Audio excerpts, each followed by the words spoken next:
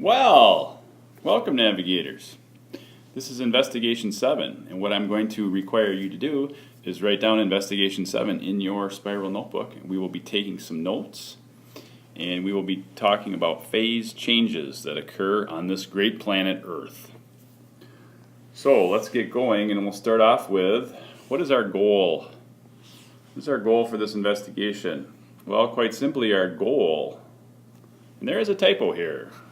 The goal is to know the characteristics of the three common phases of matter and investigate the conditions that make substances change from one phase to another. So if I were you, I would pause this video and make sure you get that goal into your notes. So as we move along, we're going to go from goal to the actual science concepts that I feel are important enough for you to write down in your spiral notebook. So I'm having trouble stretching this one. Stretch. Okay, stretch. There you go. Okay, so here are the science concepts that I feel need to be written down. And I'm going to make them as large as I can, because last time I think I made them a little small. So, number 1. Matter exists on Earth in 3 phases, or what we call states of matter. Phases or states: the solid, liquid, and gas. Pause this video at any time if you're having trouble keeping up. Number 2. In solids, particles are held in place and move only by vibrating.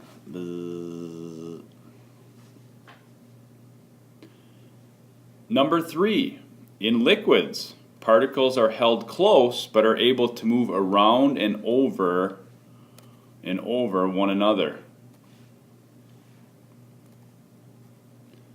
Number 4. In gases, particles move independently through space. That means they go any direction, anywhere they want to go, independently. They're not bound to any other gas. Water's sticky. Water likes to hang out with other water particles. And obviously, solids like to hang out with other solids to make interesting shapes. Such as my friend Nomi. That's Nomi, and this is potato. Number 5, melting. Melting is a change of phase caused by heat, and we've talked about heat energy in class. Number 6, dissolving. We did a lab on Friday with Mr. Hessel. Dissolving is an interaction between 2 substances in which one substance breaks apart and goes into another substance. Let me read that again. Dissolving is an interaction between 2 substances in which one substance breaks apart and goes into another substance. Sorry about that. I had to stretch it out. Number 7. And there are 10 of these, so if you're already getting bored, hang on, you only have 4 more to go. Number 7, change of state is the result of change of energy in the particles in a sample of matter. So you'll get a change of state when you get a change of energy in the particles. It's all about the particles, kids. Number 8, during a phase change, particles do not change, particles do not grow, and they do not shrink. They stay the same size, but the relationship between the particles change. And we've covered this, I think, in class quite well, but we are still covering it. Number 9, the temperatures at which phase changes occur are different for different substances. That just means that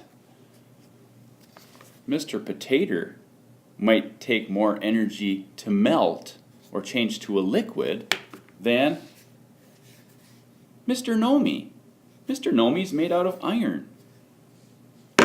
Ooh, Mr. Potato's made out of some sort of a plastic. they melt. They turn into a liquid with different amount of heat. Number 9, and we're getting there. The temperature at which phase changes occur are different for different substances. I think I've already said that one. Well, now you've got it twice. And the last one, number 10, the processes of phase change are evaporation, condensation, melting, freezing, sublimation, and deposition. Some of those are new to you. A few of them, or probably 4 of them, are not. One more time. They are evaporation, condensation, melting, freezing, sublimation, and deposition. We'll take a closer look at those now. So I'm going to go, look at that, it's magic. I can shrink things down. And now I'm going to pull up this chart. And this chart needs to go into your notes. There's a lot of arrows. Don't stress out. But I would like you to put this into your notes because it's important.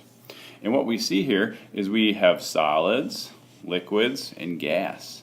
Those are the 3 common phases of matter that we find on Earth. Someone's going to go, what about plasma? What about it? Go learn all about it. But you're not in 6th grade. If you want to learn on it, learn about it on your own. That's great. So what we have here is, this is important.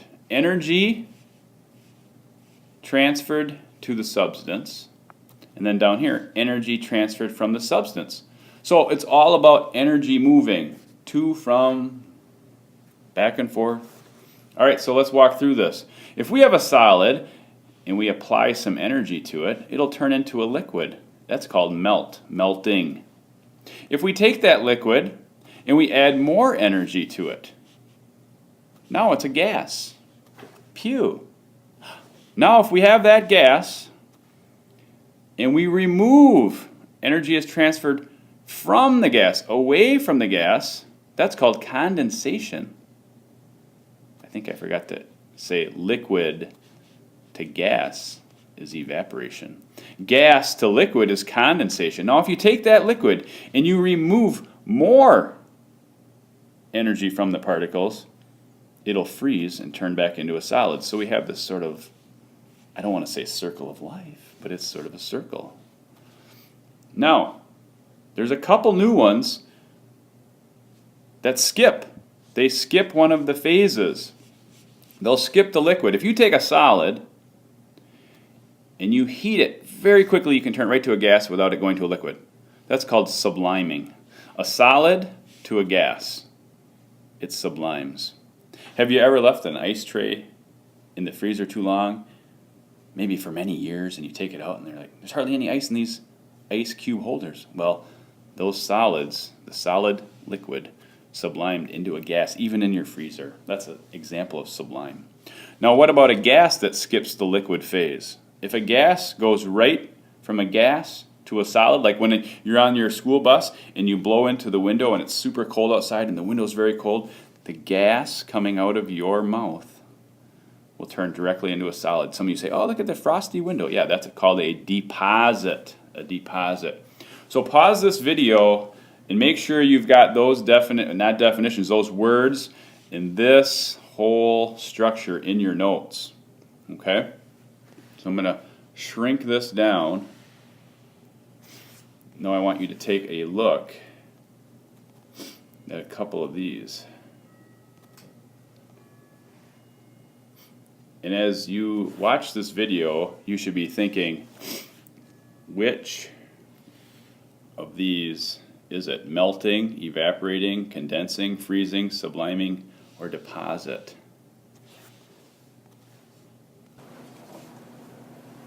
So now we've got 2 videos. I'm in my kitchen. I gotta change this hat.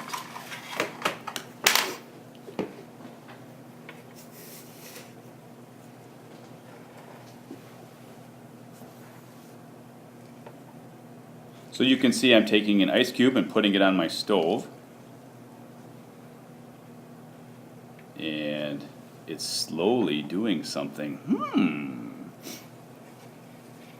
I'm going to fast forward this video.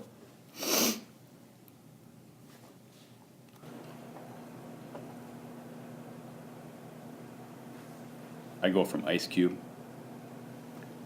to liquid. What term would we use for Voila! The ice cube.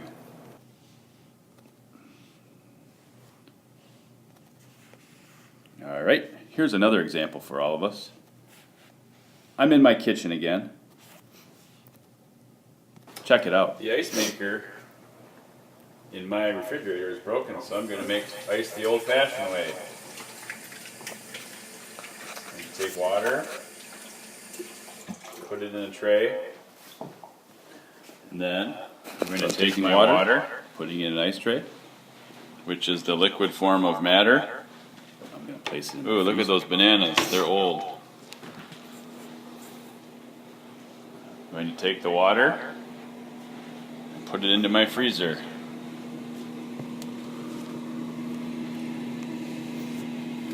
Okay, I think we get the concept. Let's shrink this one down.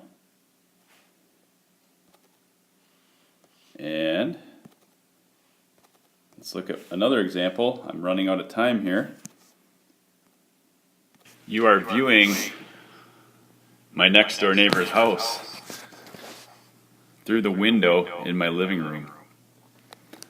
And if I take my fingers and put them up against the glass, I think it's about 4 degrees out. The window's cold. Now I'm going to exhale some carbon dioxide and water vapor onto the window.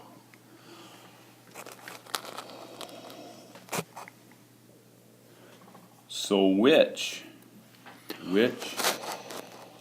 is it? Is it melting, You can no longer see my evaporating, neighbor's condensing, house. freezing, deposit, or Very sublimation? sciencey. Shrink this down. Couple more to go here, kids. Hang on to your hats. This is a good one. My kids were outside playing. So I'm gonna In the snow. go through this quickly. They My came kids in come through in this through this door. door, right? They come into my kitchen, and I notice there's some water spots on the floor, but there's no water on the spots, so they must have had dirt on their boots.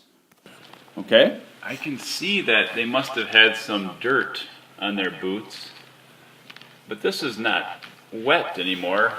It's the dirt left over that was mixed in with the water that was snow from their boots that they brought in from outside. Why can I tell that they came in the house with wet boots? So I will need you to go back to your chart and say, what just happened here? Where did the energy come from? Where did it go? How did the liquid change to a gas? In our last one here, I thought was kind of an interesting one. Slide these down, make this one a little bigger. Last little video here. Looking outside my house, and I have a deck. There's my dog sleeping in his cage. He's sitting in the warm sun. He loves it. But if you look out on my deck, going outside, it's very cold out. You can see the snow comes up to the deck, and it's actually dry. And there's not a lot of liquid. You see signs of a little bit of liquid, but some of the snow goes right from a solid to a gas. So I'm asking you, kids, if something goes from a solid to a gas, energy was transferred somewhere to somewhere. Which word best describes? So I have to sum this video up because I can only have 15 minutes for a YouTube video, but don't forget, make sure you've got these things in your notes for Investigation 7. You can watch this video again. Thank you for spending time with me here at the Kruger Oscar Award-winning Video Production Forum. And goodbye.